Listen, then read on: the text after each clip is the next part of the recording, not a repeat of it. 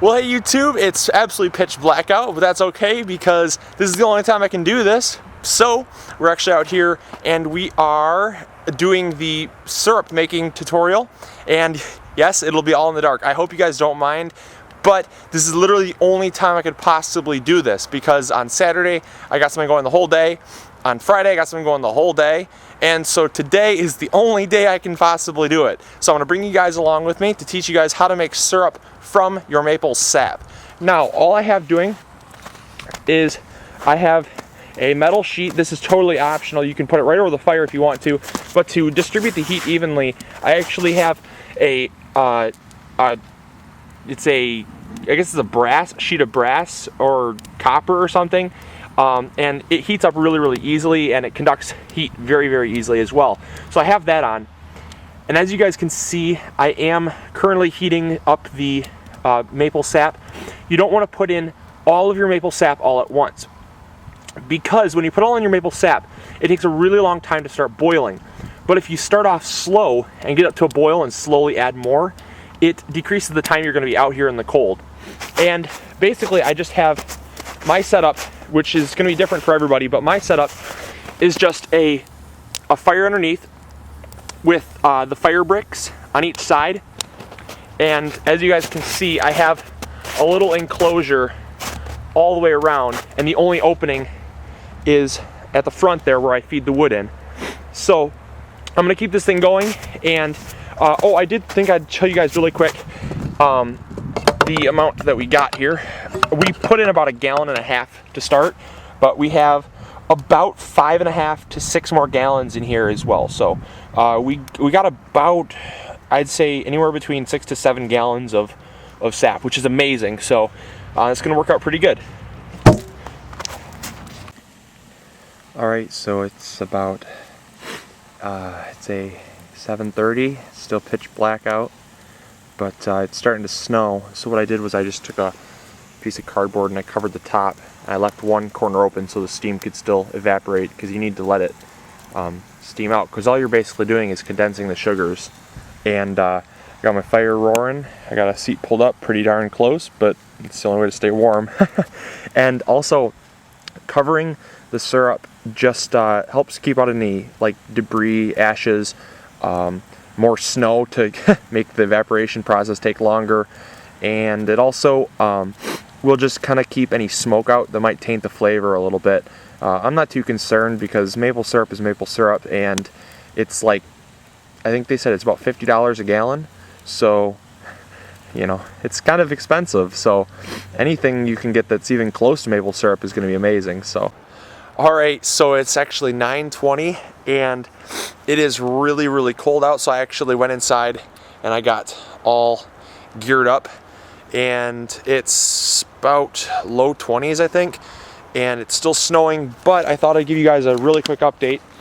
We have almost all of the syrup or the sap in here, and it is steaming away like crazy. As you guys can see, ooh, really steamy. It is steaming up like crazy, and it's just boiling away. We got the fire roaring, and I actually have this piece of bark to reflect all the possible heat and flames back in here.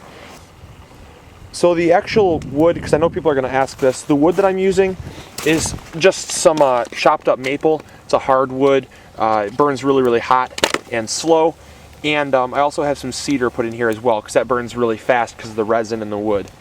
You typically don't want to burn punk wood, like rotting up wood, because it'll kind of taint the flavor because it smokes a lot. You want a really hot flame, as you can see, that doesn't really smoke a lot. There'll still be smoke, but just a lot less than you would if you used rotting wood. It's 10 o'clock and this light is really bright, sorry. Yeah, it's 10 o'clock and I am almost done putting all of the sap into the tray, and it takes a long time. I'm telling you what, we started at about 6:30, 6:45-ish, and so when you do the math, and that's just to get all the sap put in. Then you got to boil it down still, which will probably take another hour, and then you have to finish it on the stove. But the process of boiling the sap is only to boil off the water so you condense the sugars, because really what maple sap is anywhere between 3 and 5% sugar content. So for for every 100 gallons, you have roughly 3 to 5 gallons of actual sugar. So it's a long process to get that sugar out, because maple syrup is roughly 66% sugar content. So it takes a while, but we're getting there. It's looking really good, and the temperature is, I just checked, the temperature is 19 degrees right now, so it's pretty cold, and it's almost hard to focus because it's so cold. I've been out here ever since I started, and it's definitely something I would love a sugar shack for, but it's all fun anyways, and it's going to be really enjoyable. And yeah, so I'm going to stop blinding myself, and I'm going to warm up my hands, stoke the fire a little bit, and hopefully get the last little bit in the pan there so we can finish it up. All right, quick tip when boiling your sap down. The larger the pan, the better. You want a lot of surface area. So that's why I chose this turkey pan here, because the turkey pan holds roughly about 2 gallons. So with 2 gallons volume, it offers quite a bit of surface area. Also, square pans are better than circular pans, and shallow pans are better than deep pans.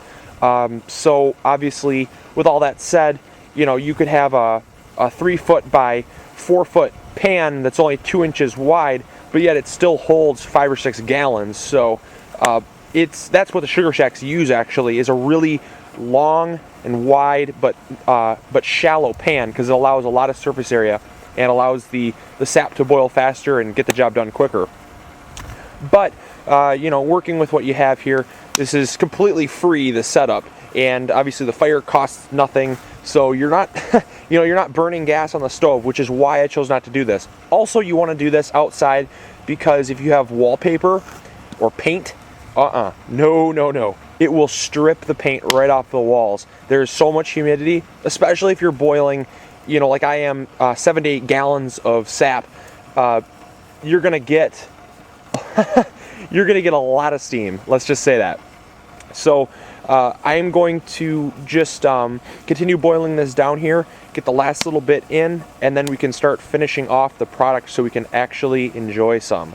Okay, so it's 11 o'clock, and it's actually 11:08 is the official time, and we are officially done with all of the sap, and we have it finally all in the pan here.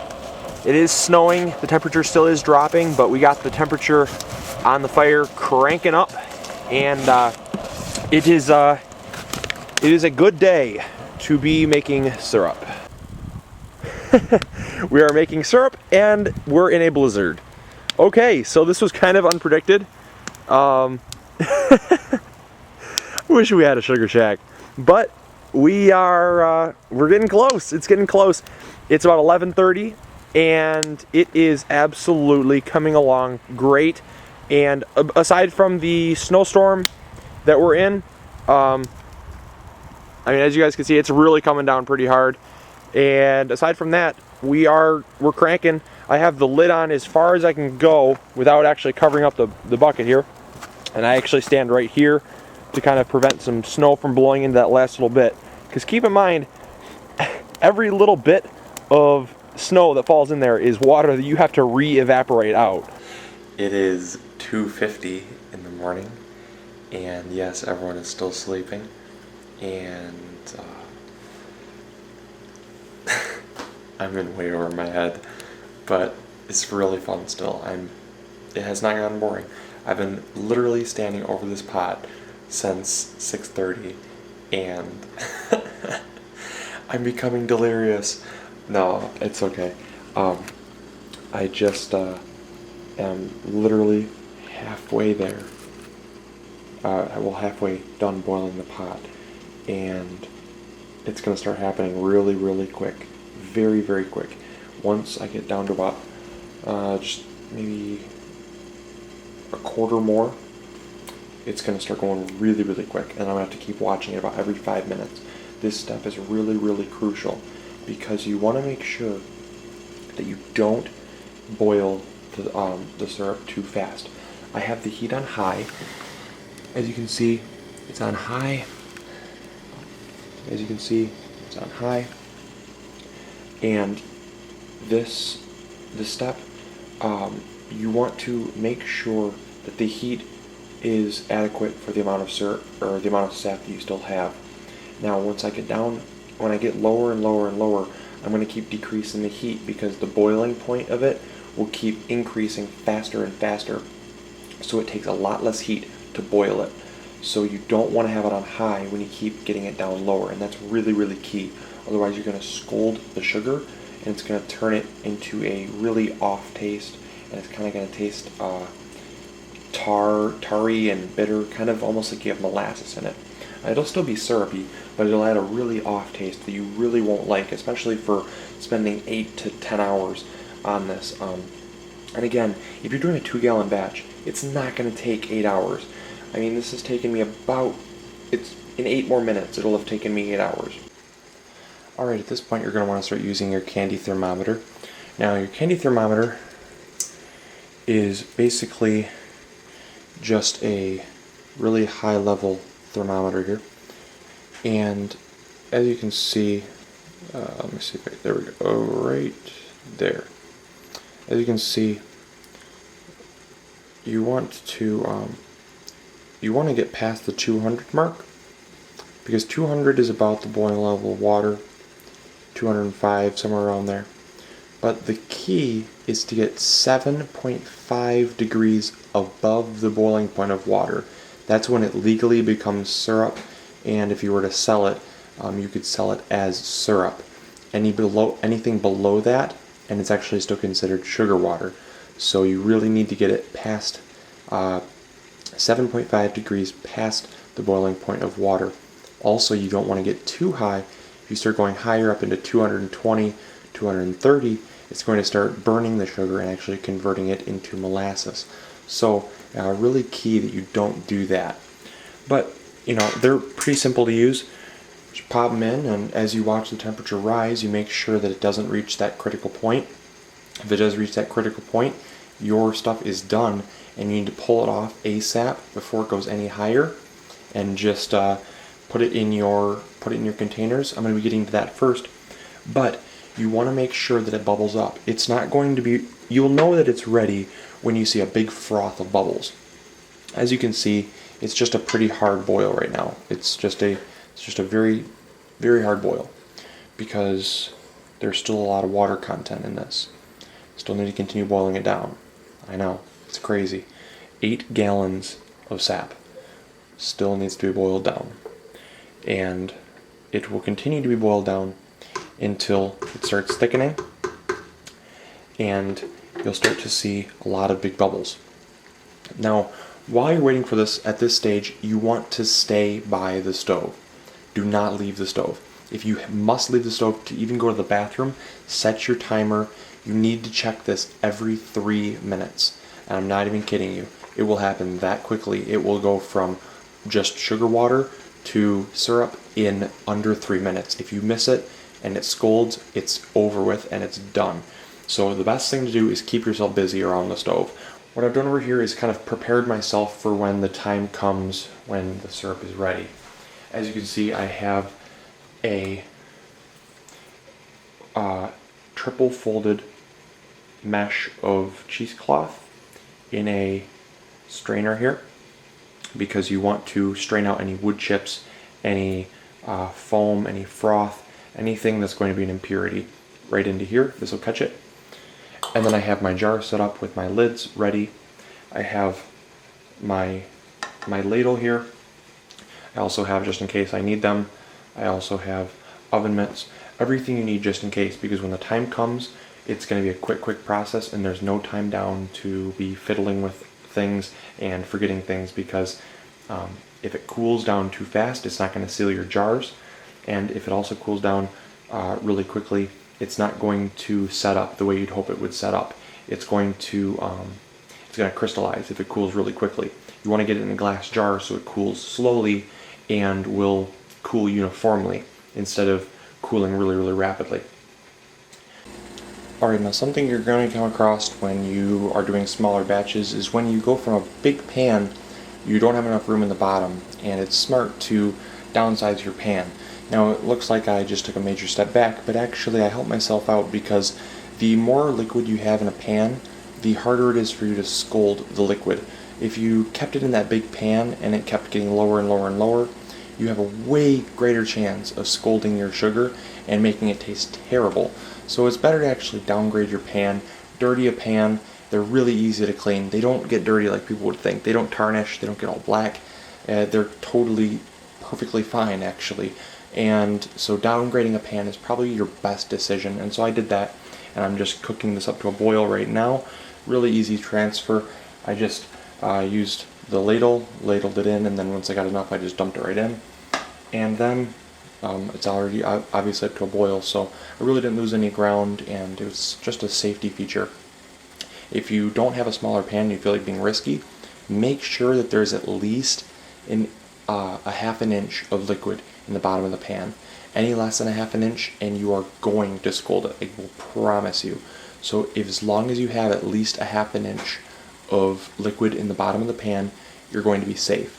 Although the closer you get to a half an inch, the greater your chances are of scalding it. So obviously I like to play it more on the safe side, especially when you've already invested 8 to 9 hours into the syrup making process.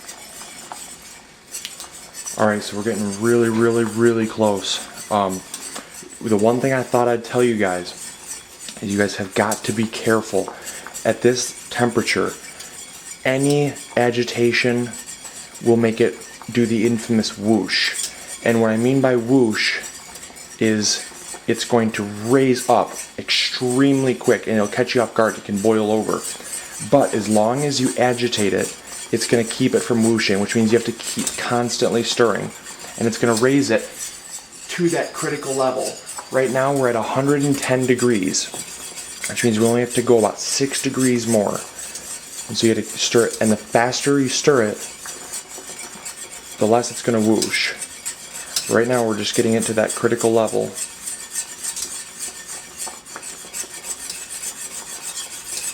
We're just getting the sugars solidified. And when it happens, it's going to happen quick, I'm telling you. So I'm sorry you guys if I miss it, but I'm trying my best to keep you guys informed and not ruin my batch. Because I'm telling you what, this is a week in the making, so, and plus it's 4:30 in the morning.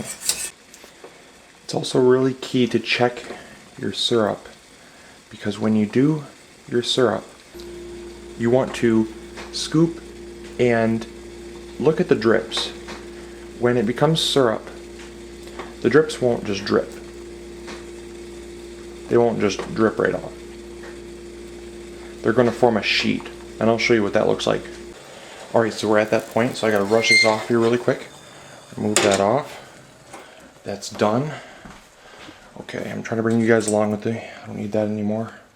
And now what I'm going to do is I'm going to actually take it over here, and we're going to pour it in.